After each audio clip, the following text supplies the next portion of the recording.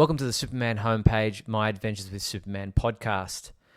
My name is Steve Younis. This is Season 2, Episode 3, Fullmetal Scientist.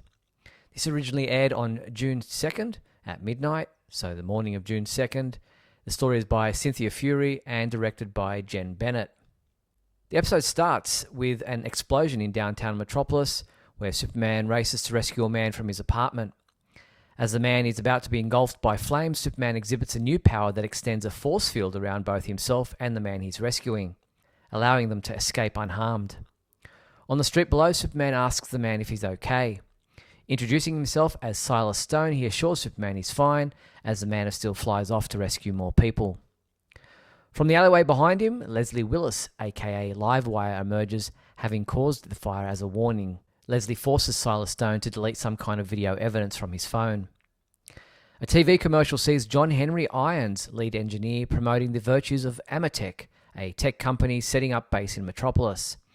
As Sam Lane sits in the apartment watching the TV, Jimmy is on the phone arguing with Flip, who wants to go out on a story assignment for Flamebird alone, even though she's only 11. She wants to use a toy helicopter, what she calls the flying newsroom, to help her cover stories. While he's on the phone, Superman comes to the window. He needs Jimmy to pass him his Clark Kent clothes without alerting Sam Lane. As he gets Superman the clothes, he asks Sam to please clean up after himself. The place is a mess. As Clark enters, Sam isn't impressed with who Clark is. As Clark rushes off to meet Lois for coffee, she can't meet him as Perry has sent her off to cover the press conference at Amatech. Clark tries to tell her about the tracking beacon he has in his possession to find his cousin Kara, but realizes he has a deadline of his own he needs to get done. At the Amatech press conference, Thomas Weston, the loud and obnoxious CEO of the company, introduces Metropolis to the company's Metallo security bots. As he attempts to demonstrate the AMA fusion reactor that powers the system, it's clear the technology isn't ready, and he hurriedly shuts it down and refuses to answer any questions. Lois Lane and Vicky Vale try to outdo one another in an attempt to get answers from Weston. As he races off, Lois and Vicky chase after him, continually trying to one-up each other to get the scoop. At his desk at the Daily Planet, Clark struggles to come up with an idea for a story when Jimmy interrupts him with a voicemail on his phone. A man has a story about killer robots in Metropolis, and Flip is on the trail to find out who sent the message. Inside Amatech, Lois discovers a lab with obvious signs of damage.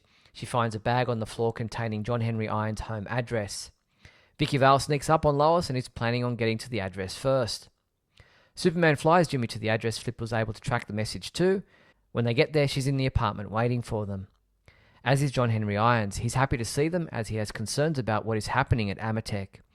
He had built steel mech suits, but Weston decided instead to go with the less reliable Metallo robots, which, during testing, resulted in an overload of the AMA fusion reactor, causing the damage Lois found at the lab. Weston didn't care, he decided to push ahead with the project regardless. Lois and Vicky both arrive at Irons' apartment, but so does Leslie Willis, aka Livewire.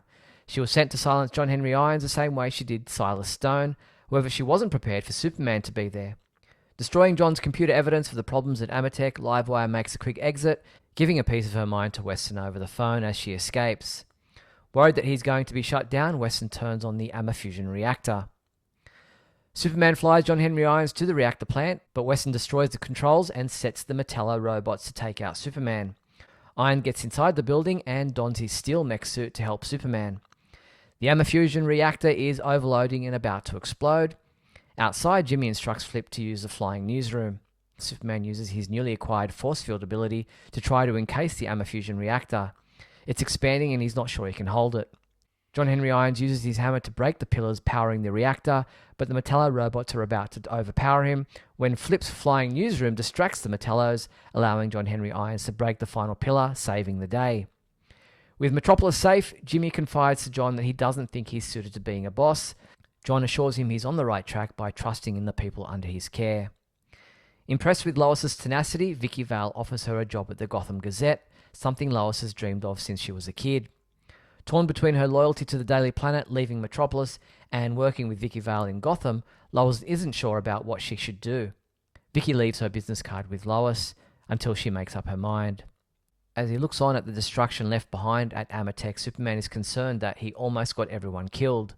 Lois assures him that he doesn't have to do it alone. There are good people who will always be there to help him, people like John Henry Irons. Lois's talk gives him an idea and he rushes back to the Daily Planet as Clark Kent to submit his story.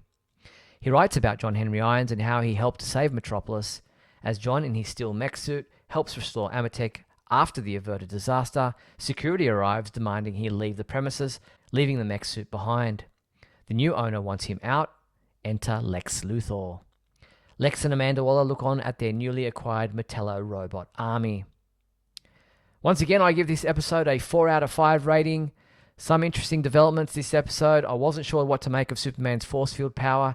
It's almost an extreme version of the bioelectric aura idea from the comic books, but that usually only applies to anything directly up against his skin, like his costume. I don't recall him ever being able to extend a force field to protect people and objects he's touching. This episode also introduced us to some familiar names: Thomas Weston, the CEO of Amatec, along with Silas Stone, father of Victor Stone, the future cyborg, and John Henry Irons, aka Steel. Weston was a wild character, completely over the top and crazy, willing to put people's lives in danger to achieve his personal goals. A two-dimensional villain character, but one that was necessary for the story being told. We didn't get to see too much of Silas Stone, but it was quite cool to see John Henry Irons in this universe. It'll be interesting to see just how involved he and his niece Natasha will be in Superman's life moving forward. Lois and Vicky Vale competing to get the scoop on what was going on at Amatec was a fun part of this episode. It was so good to see Lois being able to hold her own when going up against the more experienced Vicky Vale. I'll be interested to see how Lois deals with the job offer. I was also happy to see some mature growth for Jimmy Olsen this episode.